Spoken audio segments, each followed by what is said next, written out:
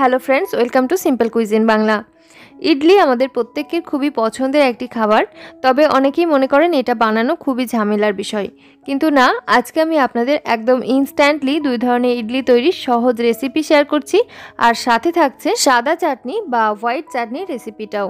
তাই ভিডিওটি অবশ্যই শেষ পর্যন্ত দেখতে হবে। আর আজকে আমি বানাচ্ছি রাভা ইডলি, মানে সুজি দিয়ে। তো চলুন শুরু করা যাক। প্রথমেই ইডলির জন্য ব্যাটার তৈরি করে নেব। এর জন্য একটি মিক্সিং বোলের মধ্যে নিয়ে নিচ্ছি 1 কাপ পরিমাণ সুজি, আর এর সঙ্গে অ্যাড করে দিচ্ছি 1 কাপ পরিমাণ টক দই। এই টক দইটা জল সহই নিয়েছি, জল ঝরানোর কোনো প্রয়োজন নেই এক্ষেত্রে। আর হাফ কাপ পরিমাণ জল এখন অ্যাড করে দিচ্ছি। খাবার নষ্ট করা আমার একদমই ভালো লাগে না, তাই বাটিতে লেগে থাকা অবশিষ্ট টক দইটাও আমি জল দিয়ে গলিয়ে নিয়ে নিলাম। এর সঙ্গে অ্যাড করে দিলাম হাফ চা চামচ লবণ। এই উপকরণগুলো একত্রে বেশ ভালোভাবে মিশিয়ে নিচ্ছি, আর ঢাকা চাপা দিয়ে মিশ্রণটা এখন একটা সাইডে রেখে দিলাম, যাতে করে টক দই এবং জলের সংস্পর্শে এসে সুজিটা ভালোভাবে ফুলে যেতে পারে। এখন আমরা ইডলির জন্য ওই হোয়াইট চাটনিটা রেডি করে নিই। এর জন্য একটি প্যানের মধ্যে নিয়ে নিচ্ছি চীনাবাদাম 25 গ্রাম পরিমাণ, আর 1 টেবিল চামচ সাদা তিল।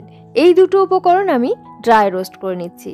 সাদা তিল থেকে সুন্দর একটা ফ্লেভার বেরোতে শুরু করলে এবং চীনাবাদাম থেকে খোসা ছাড়তে শুরু করলে এই পর্যায়ে ফ্লেমটা অফ করে এগুলোকে একটু ঠান্ডা করে নিয়ে তারপরে একটা মিক্সার গ্রাইন্ডার জারের মধ্যে নিয়ে নিচ্ছি। আর এর সঙ্গে এখন অ্যাড করে দিচ্ছি 2 টেবিল চামচ ডেসিকেটেড নারিকেল। এখানে অবশ্যই আপনারা ফ্রেশ করানো নারিকেল ব্যবহার করতে পারেন। এই তিনটি উপকরণ আমি ব্লেন্ড করে নিলাম, আর এখন দেখুন একটা দানা দানা টেক্সচার এসছে।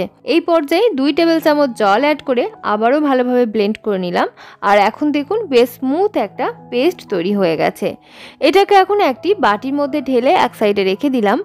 আর এর জন্য আমরা এখন একটা তারকা রেডি করে নেব।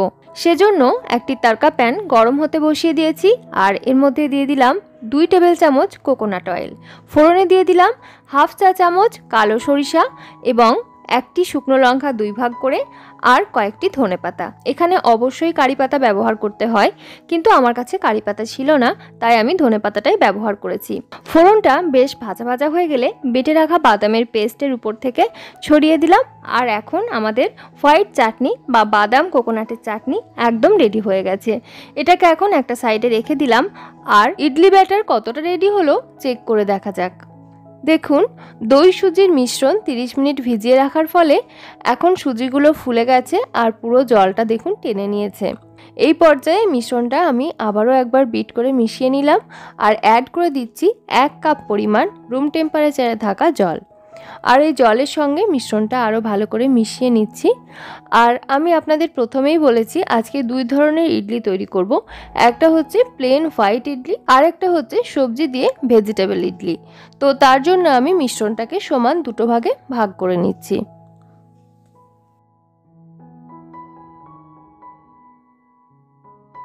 অর্ধেকটা ব্যাটার আমি একটা বাটিতে তুলে নিয়েছি। এইটা দিয়ে আমি বানাবো ভেজিটেবল ইডলি, আর এটা দিয়ে আমি বানাবো প্লেন ইডলি। তবে তার আগে আমি ইডলি তৈরি করার জন্য স্ট্যান্ডটাকে রেডি করে নিই। এর জন্য একটা গামলার মধ্যে বেশ কিছুটা পরিমাণ জল বসিয়ে দিলাম, আর ঢাকনাটা বন্ধ করে মিডিয়াম ফ্লেমে এটাকে আমি ফুটতে দিলাম বা বয়েল হতে দিলাম। জলটা ফুটতে থাক, এখন আমি ইডলির স্ট্যান্ডটাকে অয়েল গ্রিস করে নিচ্ছি। ইডলি তৈরির আগে এই কাজগুলো অবশ্যই করে রাখতে হবে, না হলে আমাদের ব্যাটারটা সম্পূর্ণভাবে রেডি হয়ে যাওয়ার পরে এগুলো করতে গেলে কিন্তু ব্যাটারের অ্যাকশন কেটে যায়। এখন আমাদের স্টিমার এবং ইডলি স্ট্যান্ড দুটোই রেডি হয়ে গেছে। এই পর্যায়ে একটা পোর্শনের ব্যাটারের মধ্যে আমি অ্যাড করে দিচ্ছি ছোট 1 প্যাকেট ইনো, মানে এখানে 5 গ্রাম ইনো রয়েছে। আপনারা এই ফ্রুট সল্ট বা ইনোর পরিবর্তে ব্যবহার করতে পারেন খাওয়ার সোডা 1 চা চামচ বা 5 গ্রাম পরিমাণ। এবারে এর উপরে আমি 1 চা চামচ মতো জল অ্যাড করলাম, আর মিশ্রণের সঙ্গে খুব ভালোভাবে মিশিয়ে নিয়ে তারপরে আমি ছোট 1 হাতা করে ব্যাটার নিয়ে ইডলি স্ট্যান্ডের মধ্যে অ্যাড করছি। আপনারা যে ধরনের স্ট্যান্ড বা কটোরা যেটাই ব্যবহার করেন না কেন, ভর্তি করে ব্যাটার অ্যাড করবেন না। ব্যাটার অ্যাড করবেন সবসময় একটু করে ফাঁকা রেখে। আর ইডলি স্ট্যান্ড ছাড়া কিভাবে ইডলি তৈরি করবেন সেই পদ্ধতিটিও আজকে আপনাদের সঙ্গে এই ভিডিওতেই শেয়ার করেছি। তাই সমস্ত কিছু ডিটেলে দেখার জন্য ভিডিওটি শেষ পর্যন্ত দেখার অনুরোধ রইল। জলটা আগে থেকেই ডেকচিতে ফুটতে বসিয়ে দিয়েছিলাম। এখন আমি ইডলি স্ট্যান্ডটা এর মধ্যে দিয়ে ঢাকনাটা বন্ধ করে ফ্লেমটা লোতে করে বসিয়ে রেখে দিলাম স্টিমারে। জাস্ট 3 থেকে 4 মিনিটের মধ্যেই কিন্তু ইডলিগুলো পুরোপুরিভাবে কুক হয়ে রেডি হয়ে যাবে। এখন আমি আপনাদের সঙ্গে শেয়ার করছি ইডলি স্ট্যান্ড ছাড়া কিভাবে ইডলি তৈরি করবেন। এর জন্য আমি কয়েকটা নর্মাল বাটি নিয়েছি, ঘরে যে বাটি থাকে সেই বাটিগুলোই নিয়েছি, আর এর মধ্যে অয়েল ব্রাশ করে নিচ্ছি।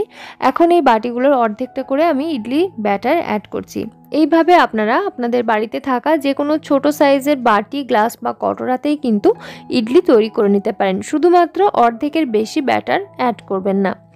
3 মিনিট পর আমি এখন চেক করে দেখে নিচ্ছি আগে থেকে স্ট্যান্ডে যে ইডলিগুলো বসিয়ে রেখেছিলাম ওগুলো রেডি হলো কি না। একটা উডেন স্টিক দিয়ে আমি চেক করে নিচ্ছি, আর দেখুন আমাদের স্টিক কিন্তু একদম ক্লিন বেরিয়েছে, মানে ইডলিগুলো প্রপারলি কুক হয়ে গেছে। আমি এগুলোকে এখন স্টিমার থেকে বের করে নিলাম, আর এগুলো প্রপারলি ঠান্ডা হলে তারপরে আনমোল্ড করা যাবে। এখন আমি বাটির ইডলিগুলো তৈরি করে নেব। তার জন্য একটি স্ট্যান্ড বসিয়ে দিয়েছি, আর তারপরে প্লেট, আর তারপরে বাটি দুটো বসিয়ে দিলাম, আর ঢাকা চাপা দিয়ে একদম লো ফ্লেমে 3 মিনিটের জন্য অপেক্ষা করছি। এগুলো হতে থাক, আর আগের লটের ইডলিগুলো আমাদের ঠান্ডা হতে থাক। এই পর্যায়ে আমি নেক্সট ভেজিটেবল ইডলির জন্য কটোরাগুলোকে রেডি করে নিচ্ছি। এর জন্য দেখুন আমি একদম ছোট সাইজের কয়েকটি বাটি নিয়েছি, আর এগুলোকে খুব ভালোভাবে অয়েল ব্রাশ করে নিচ্ছি। অয়েল ব্রাশ করা বাটিগুলো একটা সাইডে রেখে দিলাম, আর আগে থেকে যে ব্যাটার তুলে রেখেছিলাম তার মধ্যে এখন আমি কিছু সবজি অ্যাড করব। তার জন্য নিয়েছি গ্রেট করা কিছুটা গাজর, পেঁয়াজ পাতা এবং ধনে পাতা কুচি।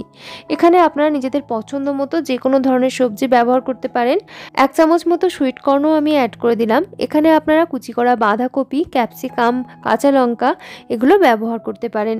সবজিগুলো ভালোভাবে মিশিয়ে নিয়ে তারপরে 5 গ্রাম মতো ফ্রুট সল্ট আমি অ্যাড করে দিচ্ছি। আপনারা এখানে ফ্রুট সল্টও ব্যবহার করতে পারেন, আবার চাইলে খাওয়ার সোডা অবশ্যই ব্যবহার করতে পারেন 1 চা চামচ বা 5 গ্রাম পরিমাণ। এবারে সব কিছু খুব ভালোভাবে মিশিয়ে নিলাম। আমাদের ভেজিটেবল ইডলির ব্যাটার কিন্তু একদম রেডি। এবারে আগে থেকে গ্রিজ করে রাখা বাটির মধ্যে আমি ব্যাটারগুলো অর্ধেকটা করে করে ভর্তি করে নিচ্ছি। আমাদের ভেজিটেবল ইডলিগুলো স্টিম করার জন্য একদম রেডি। এখন চেক করে দেখে নেওয়া যাক আগের লটের ইডলিগুলো রেডি হলো কিনা। ফিরে এলাম 3 মিনিট পর, আর দেখুন একটা স্টিক দিয়ে আমি চেক করে নিলাম ইডলিগুলো পুরোপুরিভাবে রেডি হয়ে গেছে। এগুলোকে এখন আমি প্যান থেকে বের করে নিলাম, আর ভেজিটেবল ইডলির বাটিগুলোকে এখন আমি স্টিমে বসিয়ে দিলাম। একই রকমভাবে ঢাকা চাপা দিয়ে লো ফ্লেমে 3 মিনিটের জন্য স্টিম হতে বসিয়ে দিলাম। ফিরে এলাম 3 মিনিট পর, আর এখন দেখুন আমাদের লাস্ট ব্যাচের ইডলিগুলোও পুরোপুরিভাবে কুক হয়ে রেডি হয়ে গেছে। এগুলোকেও এখন আমি স্টিমার থেকে বের করে নিচ্ছি, আর পুরোপুরিভাবে ঠান্ডা হতে দিলাম। আমাদের আগের লটের ইডলিগুলো এতক্ষণে দেখুন পুরোপুরিভাবে ঠান্ডা হয়ে গেছে। এগুলোকে আমি ডিমোল্ড করে নেব। এর জন্য স্ট্যান্ড থেকে খুলে নিলাম, আর একটি স্পুনের সাহায্যে জাস্ট এইভাবে আলতো করে রাউন্ড করে প্রেসার দিলাম, আর দেখুন কি সুন্দরভাবে বের হয়ে আসলো। আপনারাও ইডলি তৈরির আগে যে প্যানে, স্ট্যান্ডে বা বাটিতে ইডলি বানাবেন সেটাতে অবশ্য করেই অয়েল ব্রাশ করে নেবেন, তাহলে এরকম সুন্দরভাবে ইডলিগুলো রিমুভ করা যাবে। আর ইডলি কখনোই গরম অবস্থায় রিমুভ করতে যাবেন না, তাহলে কিন্তু এগুলো ভেঙে যেতে পারে, যেহেতু এগুলো ভীষণই সফট হয়। দেখলেন তো কত সহজে ইনস্ট্যান্টলি তৈরি হয়ে গেল আমাদের রাভা ইডলি। এর জন্য চাল, ডাল এগুলো বাটারও কোনো প্রয়োজন হলো না, আবার আগে থেকে অতিরিক্ত সময় ধরে ফার্মেন্টেশনেরও কোনো প্রয়োজন হলো না। প্লেন ইডলিগুলো আমি ডিমোল্ড করে নিয়েছি। এখন একদম লাস্টে তৈরি ভেজিটেবল ইডলিগুলোকে ডিমোল্ড করে নিচ্ছি, আর দেখে নিশ্চয়ই আসলে হয়েছে সফট হয়েছে অ্যান্ড ওয়েল কুক।